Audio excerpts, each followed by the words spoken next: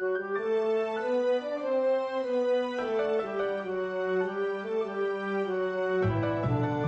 is Pennsylvania Inside Out on WPSU TV.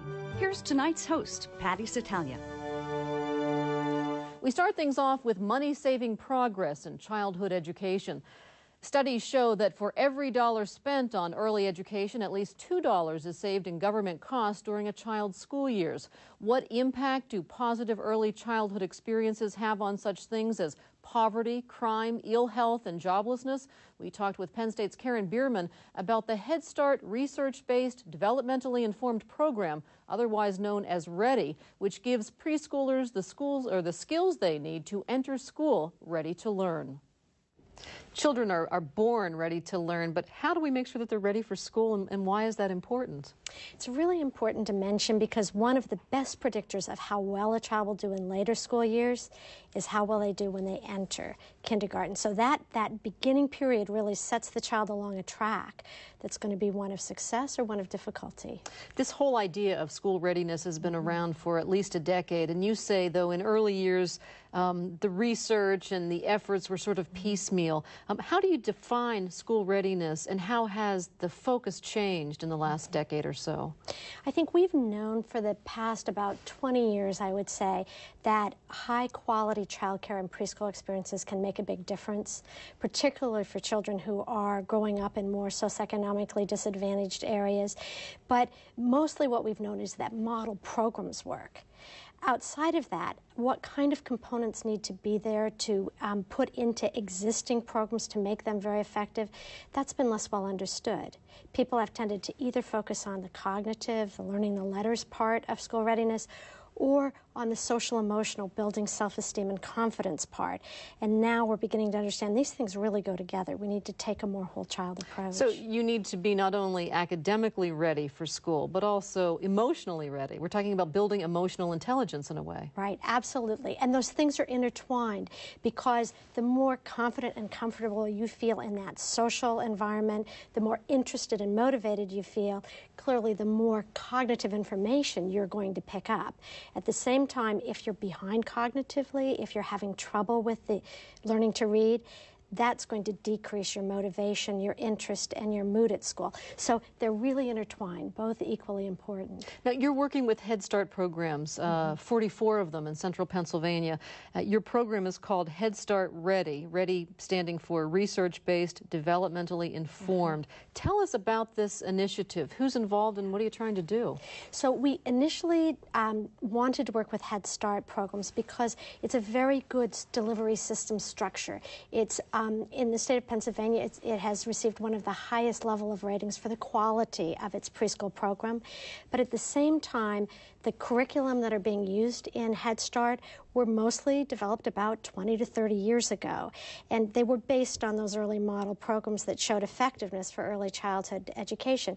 Well, we've learned a lot about developmental issues now. We've learned a lot about what works. So what our goal was to take material from developmental research and see if we could integrate it into the existing strong delivery structure within Head Starts in Pennsylvania. So that's really been our approach. So in a way, you're sort of updating what Head Start is already good at, and you've created scripted reading exercises, sound games. Tell us about some of the concrete things that are actually going on in Head Start programs to get kids ready to learn. Okay. I mean, there were really these two areas. One was Head Starts, there had been a national evaluation done, and although it showed that Head Start in general was promoting academic school readiness, children leaving Head Start were still starting school quite a bit behind most of their peers who were coming from middle-class families. So that was a part of the focus. And the program that we use involves using very rich language when you're reading to children. So having teachers use this interactive program that they focus on vocabulary words, on comprehension, on really engaging children in the story. And it also focuses on things, language skills like being able to hear sounds and words. Those are both skills, your oral language as well as your vocabulary and being able to break down sounds become very important for reading. But in addition to that, we were very interested in working with teachers around the social emotional issues, because often that's where they receive much less training.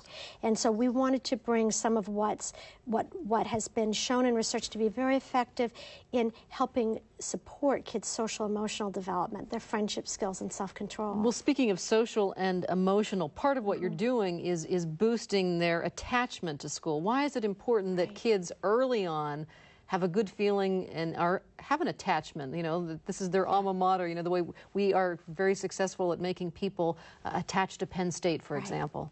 It's really important for a couple of different reasons. First, to learn at school, you've got to be actively engaged. You've got to be interested, paying attention, connected. That's easier when you like the subject matter and you like the context, so you're feeling good. It's also very important. School involves a lot of self-control. You have to be able to organize yourself as part of this community, to follow the rules and routines, to do things according to a schedule.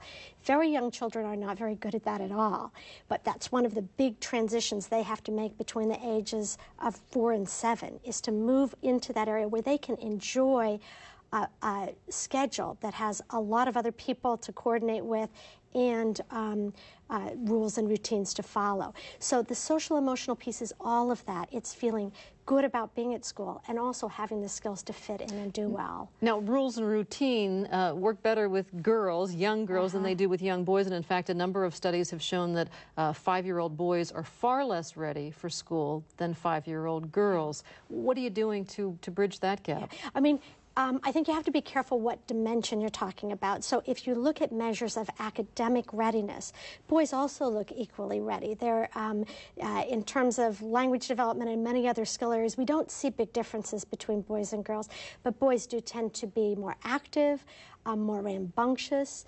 We usually see higher levels of aggressive behavior and rough and tumble, and less pro-social, less ability in general to collaborate around a peer activity. The school may be geared more towards a girl's strengths.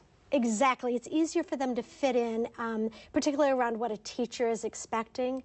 But I think that the critical thing here is that we organize it, particularly preschool, pre-K environments, so that they are equally positive experiences for boys and girls, that they don't overly restrict boys' need for activity and active collaboration. So I think it's more schools adjusting to the fact that there are these individual differences, particularly around the activity and behavioral levels. So if gender is one predictor of school readiness, what are others? So the big ones are your language skills, your exposure to print and knowledge of sounds and knowledge about books. And on the social emotional side, it's really that capacity to get along well with others. Pro-social engagement is very important. Being able to collaborate in a school context, follow routines, and enjoy them. One of the things that's happening between 4 and 7 is also children are making tremendous gains in their ability to control their emotions when they're upset, when things don't go their way, when they can't be first. So that capacity to organize yourself emotionally and control yourself in a social environment, also very important. You've actually created something called Twiggle the Turtle to help kids who are having trouble controlling their emotions. That's part of a program that we use in REDI called the Preschool Paths Program. It was actually developed by Mark Greenberg and Celine Dmitrovich, who are here at Penn State. And it uses puppets and stories and models for children to help them understand these skills of self-control and emotional expression. So Twiggle's one of the characters. He's a little turtle puppet. And in one story, he has a problem because he loses his temper. He gets very upset when something doesn't go his way. And some of his friends help him think about what he can do in a situation where he's upset in order to calm down. So he decides the next time he's going to, when he starts feeling upset, pull back into a shell. And actually, children are taught to do turtle like this, to go into their shell for a minute, take a long deep breath, and then say the problem and how they feel. So the whole purpose of Twiggle is to help children move from just that reactive action that gets them into trouble often to a more calm, using their words to identify the feeling, and then moving on and to problem solving. You know, it's working in a wonderful way. It's one of the things that teachers love most about the program. We have videotapes that we're looking at of classrooms where you can see children, you know, over in the block area, and somebody will stand up and do turtle, and they're using it with each other to help them organize their play more effectively. Oh, that's interesting. Now, parents, there isn't a parent alive, I don't think, who doesn't want to see their child succeed in school, but often parents aren't sure of what they can do, and I think this can be a tricky situation for parents who themselves had a bad memory of early school years. Yeah. Tell us about some of the practical things that you're giving to parents to take home and use at home to help a child. We're doing a lot of work in that area because there really is not much out there, and most existing preschool programs don't have materials that are really designed for parental use. On the one hand, you don't want parents to be overly restrictive, grilling or drilling children at home. On the other hand, the opposite of not really doing anything and hoping everything happens at school, that's not really a good approach either. So the materials that we're working on are trying to take everyday activities that parents would do with children, but to help parents get maybe maximum gain out of those. So for example, the interactive reading that we do with teachers. We also now, in another project called Focus, we're trying out interactive reading materials to see how well parents can use them at home. Some of the other materials, we use the self-control Twiggle story. We also send that home with a videotape for parents to give them ideas about how they could help support that self-control skill at home. All right, and the theory behind all of this, and there's research to support it, $1 saved now in early childhood is several dollars saved down the road. Absolutely, because the kinds of skills we're talking about really are normally they are developing in that 4 to 7 year period. So lots of 4-year-olds are kind of jumpy and don't follow the rules and routines very well.